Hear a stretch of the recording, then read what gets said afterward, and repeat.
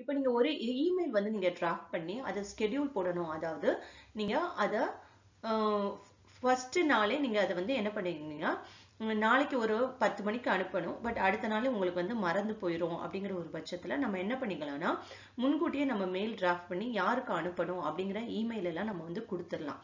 கொடுத்துட்டு நாளைக்கு இத்தனை மணிக்கு நம்ம அந்த மெயில் வந்து அவங்களுக்கு சென்ட் ஆயிடணும் அப்படிங்கிறத நம்ம ஆல்ரெடி ப்ரீ ஸ்கெடியூல் பண்ணி வச்சுக்கலாம். அது எப்படி அப்படிங்கிறத இந்த வீடியோவில் பார்ப்போம்.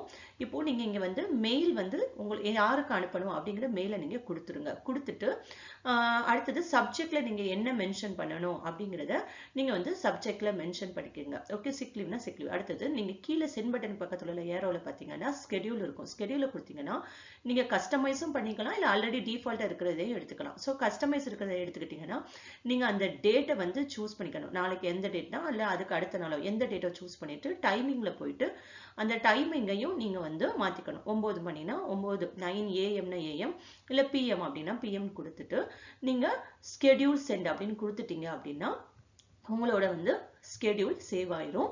இதை நீங்க தெரிஞ்சுக்கணும் அப்படிங்க ஸ்கெடியூல் சென்ட்ங்கிற மெசேஜும் வந்துடும். ஓகே, இதை நீங்க தெரிஞ்சுக்கணும் அப்படின்னா நீங்க வந்து இன்பாக்ஸ் அந்த ஆப்ஷன்ல இருக்கும் இல்லையா, அங்க ஸ்கெடியூல் அப்படி இருக்கும். அதை போய் நீங்க கிளிக் பண்ணி பார்த்தீங்க அப்படின்னா நீங்க ஸ்கெடியூல் பண்ண மெயில அங்க வந்து காமிக்கும் எத்தனை மணிக்கு ஸ்கெடியூல் போட்டிருக்கீங்க அப்படின்னு.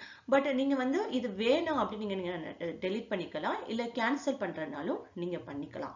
ஓகேவா? சம்டைம்ஸ் நம்ம வேணாம் அந்த மெயில் நம்ம அனுப்ப வேணாம் அப்படின்னு நீங்க நினைச்சீங்கன்னா அதை நீங்க போயிட்டு நீங்க அது சென்ட் ஆகிறதுக்கு முன்னாடியே கேன்சலும் பண்ணிக்கலாம், இல்ல டெலீட் பண்ணணும் அப்படின்னு நீங்க நினைச்சீங்கன்னா டெலீட்டும் பண்ணிக்கலாம்.